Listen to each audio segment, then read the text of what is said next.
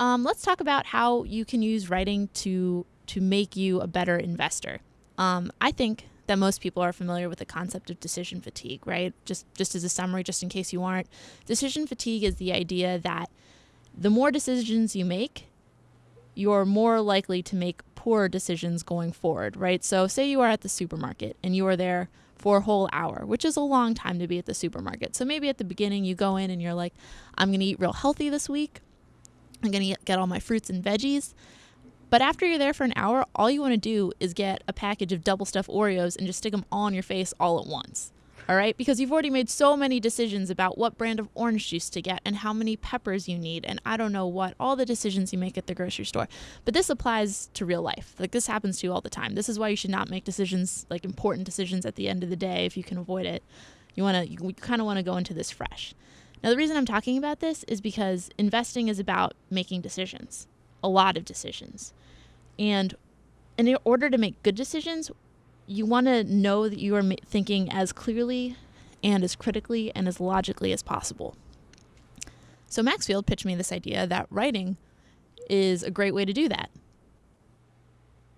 Yeah, I mean, if you think about it again, so first of all, I love your supermarket analogy. It makes me think about when I go to the supermarket and then I'll get like candy or something. I literally just did this the other day at Trader Joe's, and then you make them put it on the top of the bag so you can eat it in the car. I mean, like what animals are we? You know what I mean? Like, what is that all about? But yeah, I love that.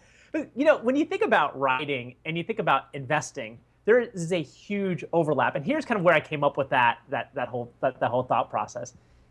You know, one of the benefits of working as a writer for The Motley Fool is that we are able to read a substantial amount. You know, I've read on average probably a book a week every week since I started writing for The Fool 5 years ago. And one of the things that I have come away with from that whole process is that there is a large overlap between the best investors and really good writers. Let me give you some examples. Warren Buffett, his annual letter to shareholders, it's not only interesting because this is the richest guy in America writing it, but it is really well written and really well laid out. Benjamin Graham, obviously his mentor, who kind of started that whole value investing process, he was an excellent writer. Howard Marks at Oaktree Capital Management, brilliant investor, equally brilliant writer. George Soros, Henry Clues, who was the Warren Buffett of the Gilded Age, he wrote about. I mean, these guys, David Einhorn, Peter Lynch. I know you're not as big of a fan of Peter Lynch, but all of these guys are excellent writers and excellent investors. And then so you say, well, is there some type of correlation here? I mean, is it completely coincidental?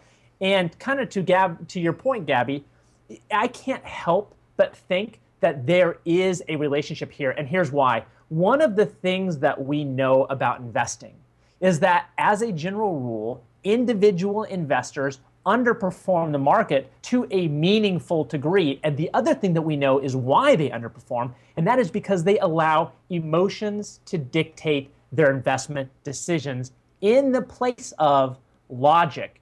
And what writing does is when you are forced to put down your ideas, in print, you have to be more disciplined about them. And so when you think that through, that allows you to take out, to a certain extent, emotions from your investing decisions. And that is why, as a general rule, while writing, it's also very beneficial in a lot of other areas in your life, but it's particularly beneficial in investing.